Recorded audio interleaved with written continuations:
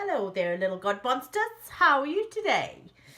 So it is Thursday, the 18th of January. I think you've definitely gone back to school by now.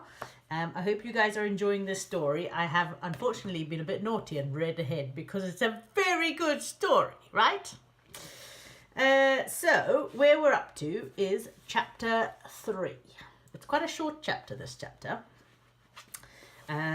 So the last time we saw the kids, they had gone into the enchanted forest, and they had met some folks in the enchanted forest, and then they had seen a gnome come up and steal their bag, and run away up the magic faraway tree. And the little pixies, are they pixies? Had told them that if you go up the magic faraway tree, you don't always land in the same place. There are different worlds at the top of that tree, and so you never know quite what's up there. So starting the story, picking up the story where we left off, this is called chapter 3, the magic faraway tree, or up the faraway tree. The children didn't tell their mother and father about the happenings in the enchanted wood, for they were so afraid that they might be forbidden to go there. But when they were alone, they talked about absolutely nothing else. When do you suppose we could go up the faraway tree? Franny kept asking. Oh, do let's go, Joe. Joe wanted to go very badly, but he was a little afraid of what might happen, and he knew that he ought to look after his two sisters and see that no harm came to them. Just suppose they all went up the faraway tree and never came back. Then he had an idea. Listen, he said, I know what we'll do. We'll climb up the tree and just see what's at the top. We don't need to go there. We can just look. We'll have to wait until we have a whole day to ourselves, and then we'll go on an adventure. I really want to go on an adventure like that. It'd be so cool. The girls were so excited. They worked hard in the house, hoping that their mother would say they could have a whole day to themselves. Joe worked hard in the garden too, clearing away all the weeds. Their parents were very, very pleased.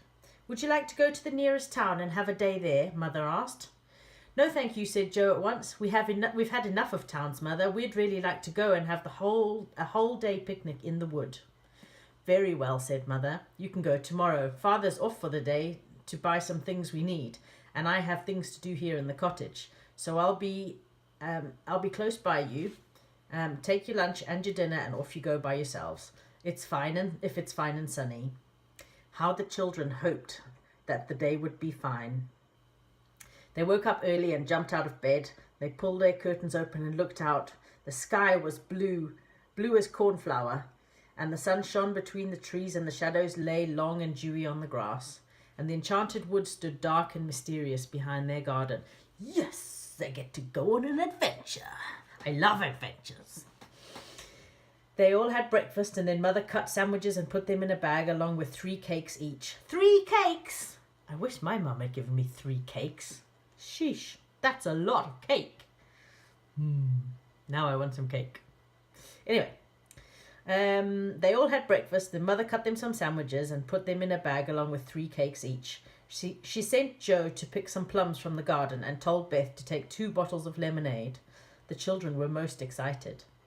Father set off to town, and the children waved goodbye to him from the gate. They then tore off indoors to get the bag with their food, in which their food had been put. They said goodbye to their mother and slammed the cottage door. Adventure was in the air this morning. Up the faraway tree, up the faraway tree, sang Franny loudly. Hush, said Joe. We're not far from the enchanted wood. We don't want anyone to know where we're going to. They ran down to the back garden and out the little gate at the end. They stood in the overgrown narrow lane and looked at one another. It was the first big adventure of their whole life. What were they going to see? What were they going to do? They jumped over the ditch and ran into the wood. All at once it felt very, very different. Magic was all around them. The bird song sounded different. The trees once again whispered secretly to each other.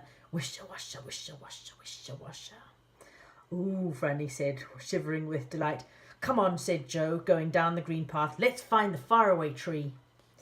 They followed him. He went on and on and on until he came to the oak tree under which they'd been sat before. There were 6 toadstools too, all on which the elves had their meeting. Though the toadstools looked rather brown and old now.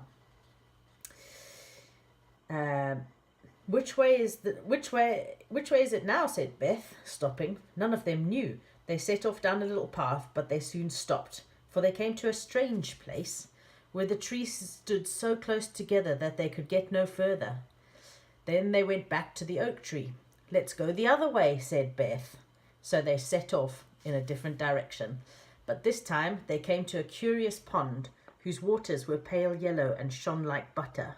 Have you guys ever seen a pond that's yellow in colour? That would be weird, right? Beth didn't like the look of the pond at all, and the 3 of them went back once more to the big oak tree. This is too bad, said Franny, almost crying. Just when we've got a whole day to ourselves, we can't find the tree. I'll tell you what we'll do, said Joe suddenly. We'll call the elves. Don't you remember how they said we can call whenever we needed help from them?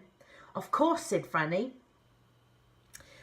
We had to stand under this oak tree and whistle 7 times. Go on, Joe, whistle, said Beth. So Joe stood beneath the thick green leaves of the old oak tree and whistled loudly 7 times. I can't whistle. You can pretend I'm whistling. How about that? The children waited. In about half a minute, a rabbit popped its head up out of a nearby rabbit hole and stared at them. What do you want? Said the rabbit in a furry sort of voice. The children stared in surprise. They had never heard an animal speak before. The rabbit put his ears up and down and spoke again rather crossly. Are you deaf? What do you want? I said. We want the elves, said Joe, finding his tongue at last.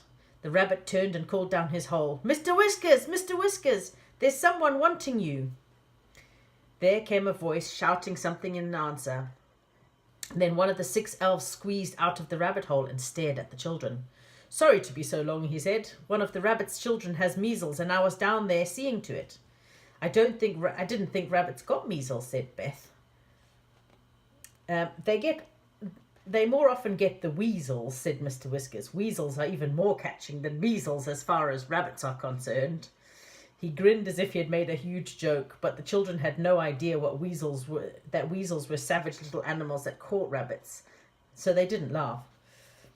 We wanted to ask you the way to the faraway tree, said Beth. We've forgotten it.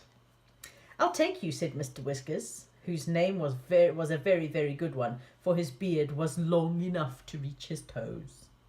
Sometimes he trod on it, and this jerked his head downwards suddenly. Beth kept wanting to laugh, but thought she had better not. She wondered why he didn't tie it round his waist and out the way of his feet. Mr. Whiskers led the way between the dark trees. At last he reached the trunk of the enormous faraway tree. Here you are, he said. Are you expecting someone down it today? Well, no, said Joe. We rather wanted to go up it by ourselves. Go up it by yourself, said Mr. Whiskers in horror. Don't be silly. It's dangerous. You don't know what might be at the top. There's a different place almost every day. Well, we're going, said Joe firmly, and he set his foot against the trunk of the tremendous tree and took hold of a branch above his head. Come on, girls. I shall fetch my brothers and sisters to get you down, said Mr. Whiskers in a fright, and he scuttled off crying, It's so dangerous, it's so dangerous. Do you suppose it is all right to go, said Beth, who was usually the sensible one. Come on, Beth, said Joe impatiently. We're only going to see what's at the top. Don't be a baby. I'm not, said Beth, and she and Franny hauled themselves up beside Joe. It doesn't look very difficult to climb. We'll soon be at the top. But it wasn't as easy as they thought, as you will see. And that's the end of The Magic Faraway Tree, Chapter 3. I hope you guys have an awesome day today. I hope you enjoyed that chapter. And I will speak to you guys soon. I love you a lot and I miss you a load. So I'll speak to you soon. Bye, guys.